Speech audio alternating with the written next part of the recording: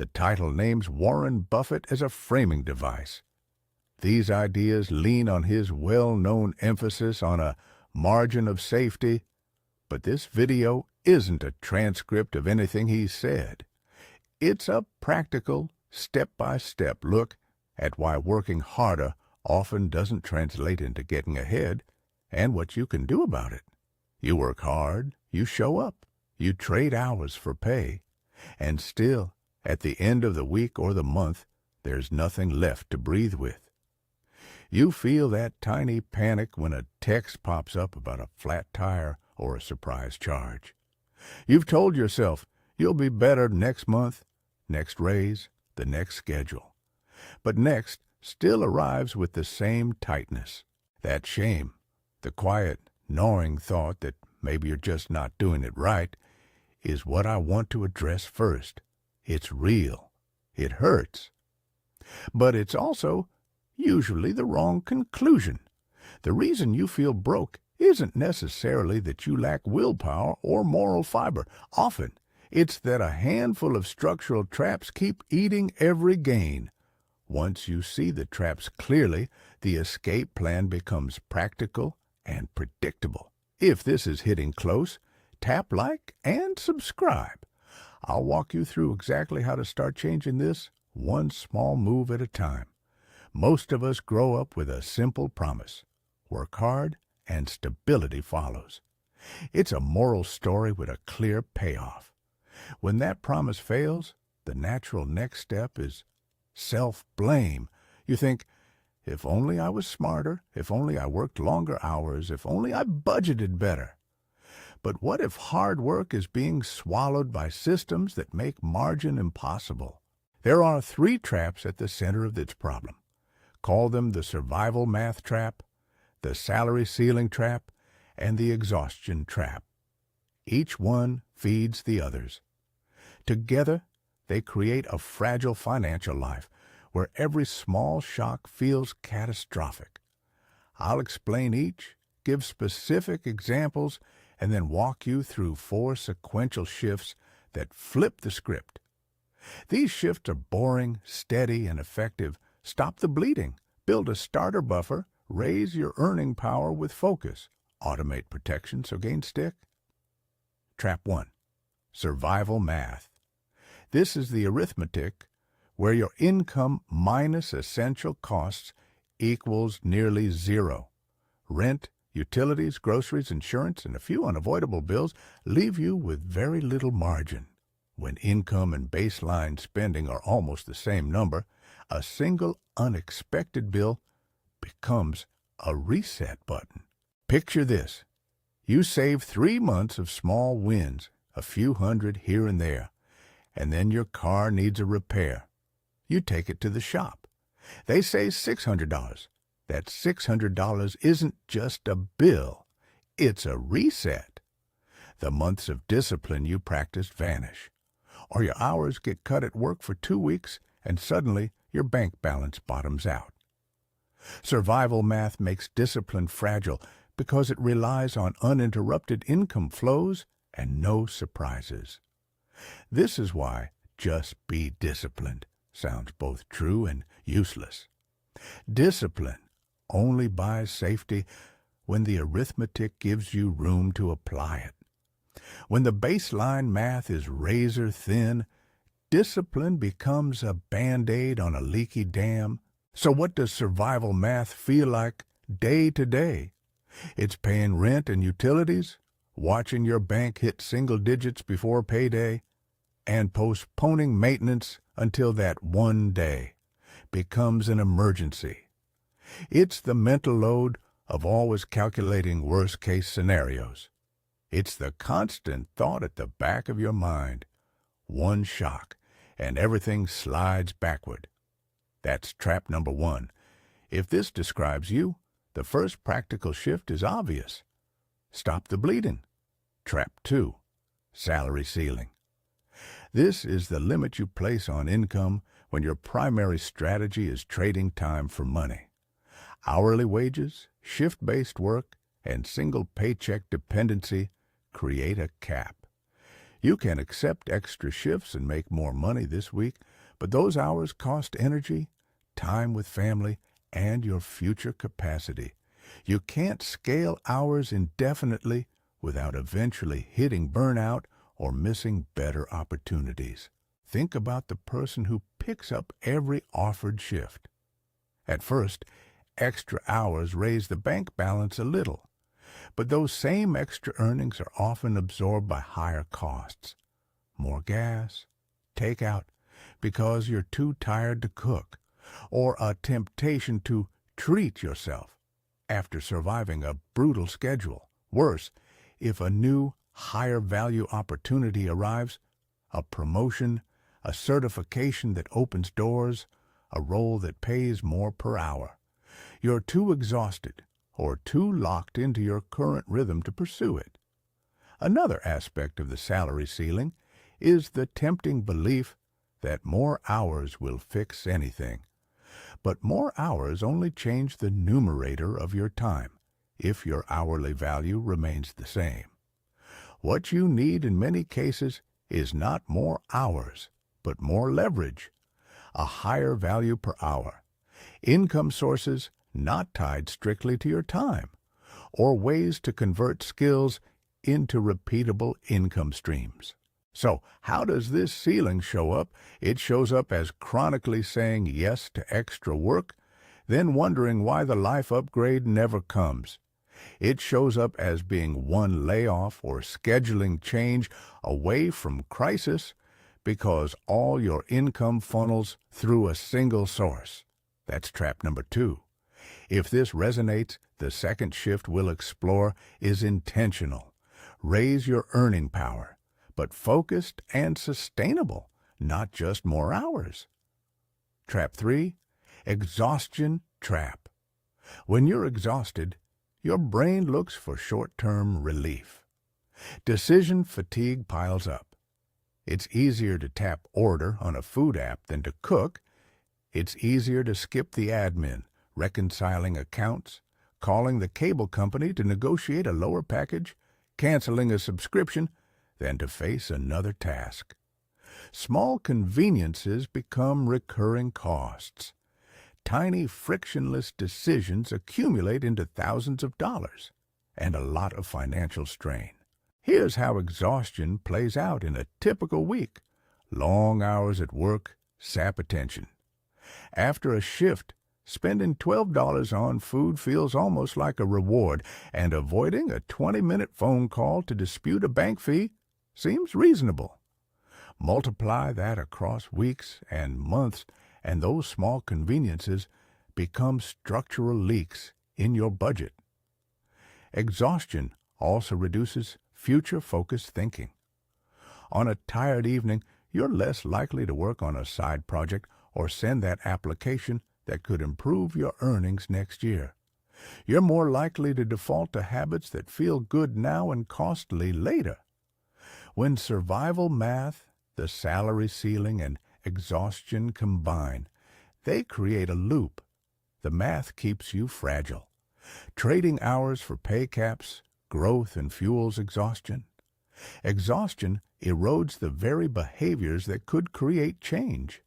So how do you stop the cycle? The escape doesn't depend on one dramatic move.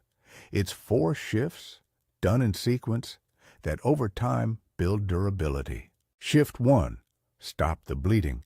This is about finding predictable, recurring drains on your cash and stopping them now.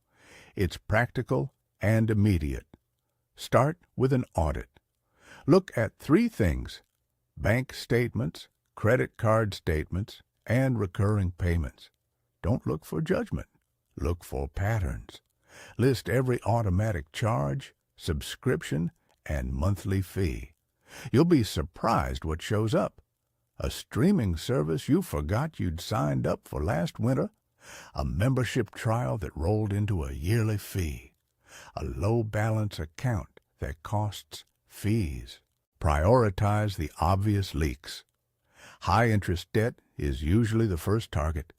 Credit card interest, payday loans, or rent-to-own arrangements can drain more money in interest than you can earn by working extra hours. If you can, put a little extra toward the highest interest balance while maintaining minimums on the rest. Call customer service and ask for fee waivers or better terms. It's worth trying. Many companies will work with you, and asking costs nothing.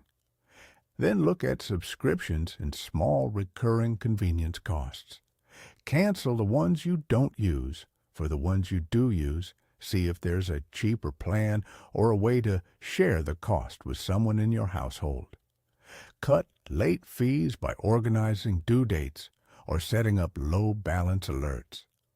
If you bank with a provider that charges maintenance fees, consider switching to a no-fee account.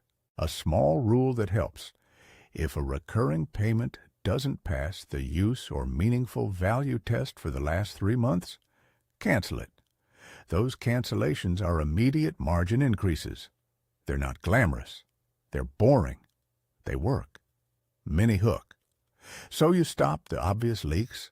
Good. Next is protecting yourself with a starter buffer. Shift 2. Build a starter buffer. This is the money you keep separate purely to absorb small shocks. The goal is not to impress anyone. The goal is breathing room. A starter buffer gives you time and options, and it breaks the reset cycle that survival math depends on. Pick a reachable target. $500 to $1,000 is a good starter range for many people.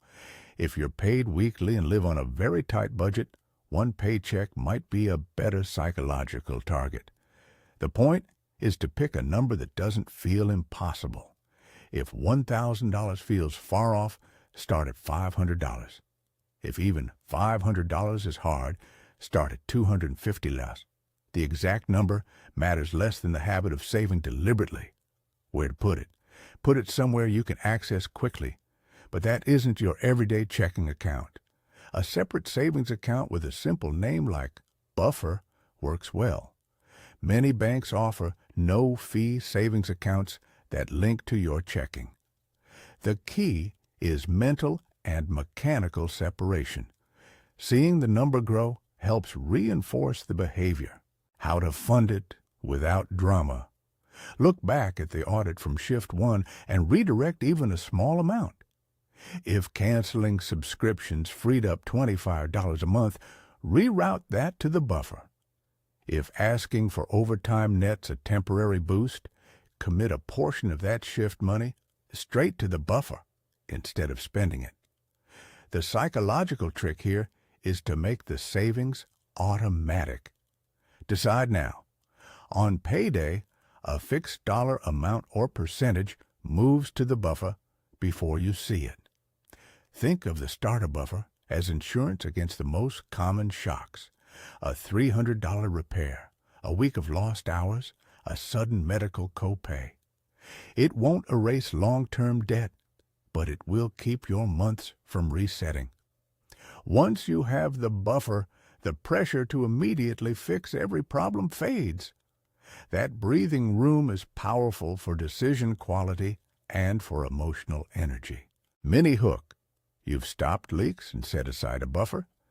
Next, you need to change the income side, not by adding more hours, but by raising your earning power with one focused move. Shift 3. Raise earning power. Focused. This doesn't mean dozens of side hustles. It means choosing one lever that increases your value per hour or adds income that isn't tied slap-bang to your time. Pick one thing. If you try to chase every opportunity, you'll get scattered and exhausted. Instead, pick one tractable, high-leverage action that fits your life. Here are a few examples, each with a simple starting step. Ask for a raise. This is underestimated. Prepare a one-page case, your accomplishments, comparable salaries if available, and a requested range. Ask your manager for 15 minutes.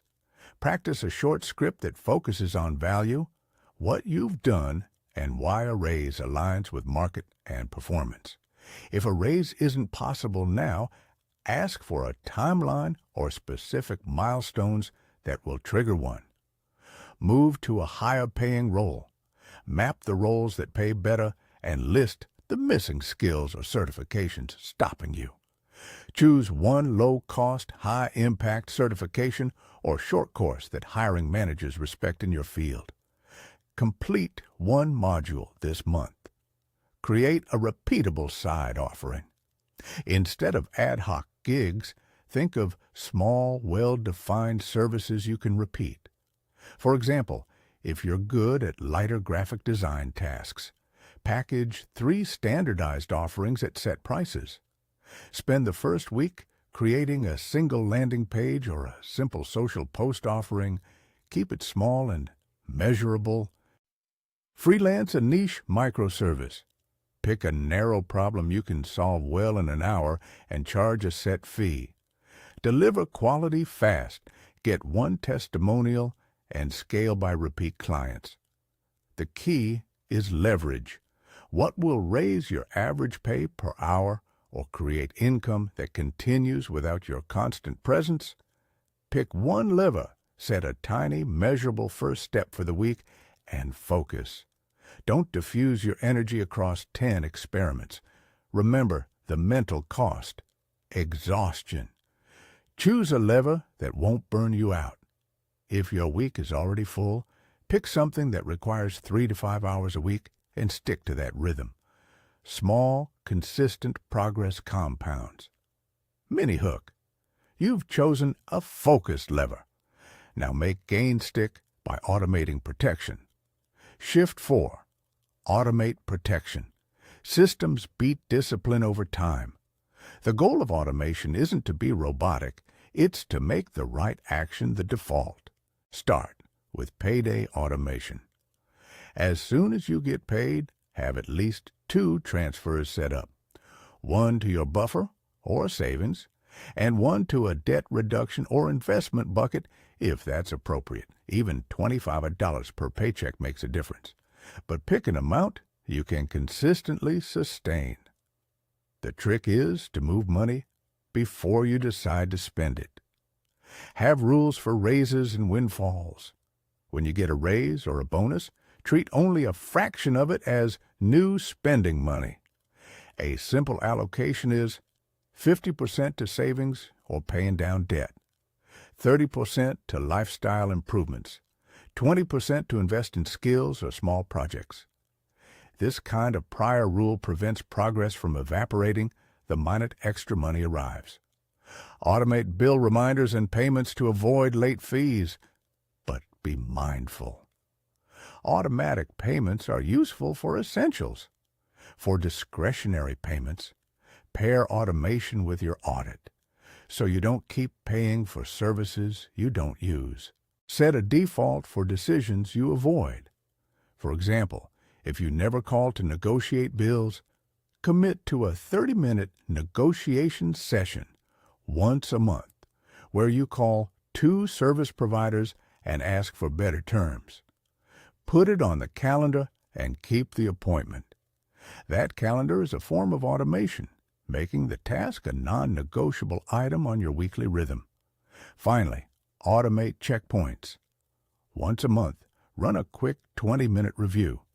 Reconcile accounts, check subscriptions, and see how the buffer balance is progressing.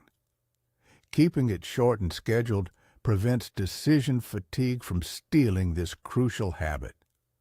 Bringing the shift together into a simple 4-week starter plan will help you begin this process without feeling overwhelmed. This is a plan you can start this week. Week 1. One leak this week. Do the audit. Open your banking and credit statements and list every recurring charge.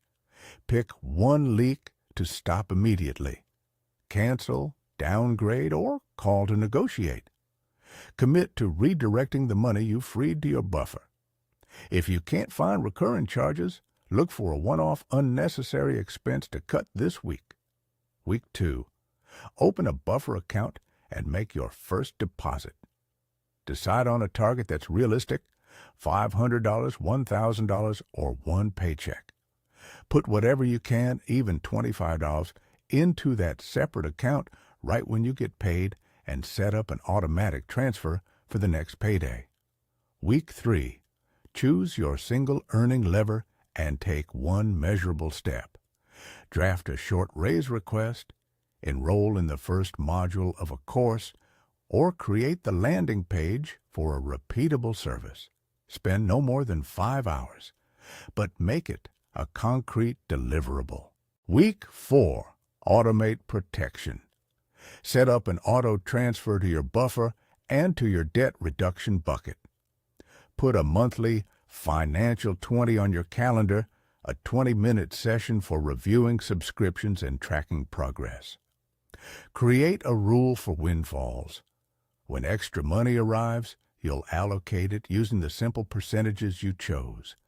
These 4 weeks aren't a cure-all. They're a start. They create margin where there was none and change the dynamics so your future choices have better outcomes. The point is to make your system stronger than your worst week. Let's be realistic about mistakes and setbacks. You will slip.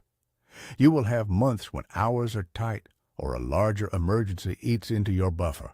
The difference is this: with margin, a setback is a setback, not a collapse. With margin, you make a plan and continue. Without margin, the same setback becomes a reset. There's also an emotional change that happens when you move from fragile to durable. The first time your starter buffer covers a repair without panic, you'll feel a small, disproportionate relief. That relief is not vanity. It's freedom. It's reduced shame. It gives you the space to make better decisions because your brain stops operating in crisis mode. If you're wondering about investments, retirement, or aggressive debt strategies, those are important, but only after you secure basic durability. A high-yield investment is only useful if you still have an emergency fund to prevent tapping it early. A retirement plan matters most when contributions can continue across months and years. Start with margin, then layer the rest. A brief note: this video is for practical guidance and does not replace professional financial or legal advice. If you're facing complex debt, bankruptcy, or legal issues, consider consulting a certified financial counselor or attorney. Now, a quick reminder of the rules we've used here. Don't aim for impressive lifestyle upgrades first. Margin over status. Focus on small, repeatable wins. Stop the bleeding. Build a starter buffer. Raise your earning power with one focused lever. Automate protection so gains stick. 3 final simple examples to make this concrete. Example 1. Rachel works retail, gets paid bi-weekly, and lives paycheck to paycheck. She does the audit and finds a streaming service she forgot she had and a monthly movie rental subscription. She cancels both and redirects $25 per pay period into a new savings account called Buffer. After 3 months, she has $150. A week later, her daughter's bike needs a repair that costs $120. No debt, no panic. The repair is paid. Discipline continues. Example 2. Marcus is a technician who picks up every overtime shift. He's exhausted and barely has time to apply for higher-paying roles. He chooses one lever, a short certification that employers value. He commits to taking 2 evenings a week for 4 weeks. The certification leads to a higher starting pay for new roles, increasing his value per hour without increasing his total hours. He uses automation to save 50% of the first raise into debt reduction and 30% to the buffer. Example 3. Anita has several subscriptions and an old credit card with high interest. She calls the card company and asks for a lower rate. They agree to a temporary hardship rate. She cancels 2 little subscriptions and sets an auto transfer of $40 each payday to the buffer. Small changes, but after 6 months, her daily anxiety reduces because she's no longer one small shock from a crisis. You won't fix everything in 1 month. You don't have to.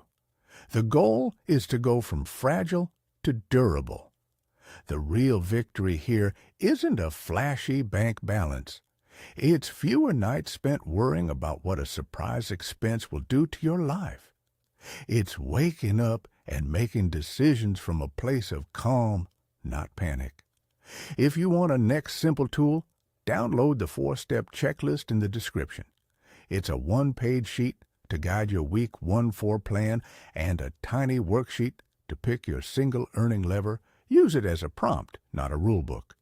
Remember, Warren Buffett's idea of margin of safety isn't a promise of riches. It's a principle that says, leave room for the unexpected.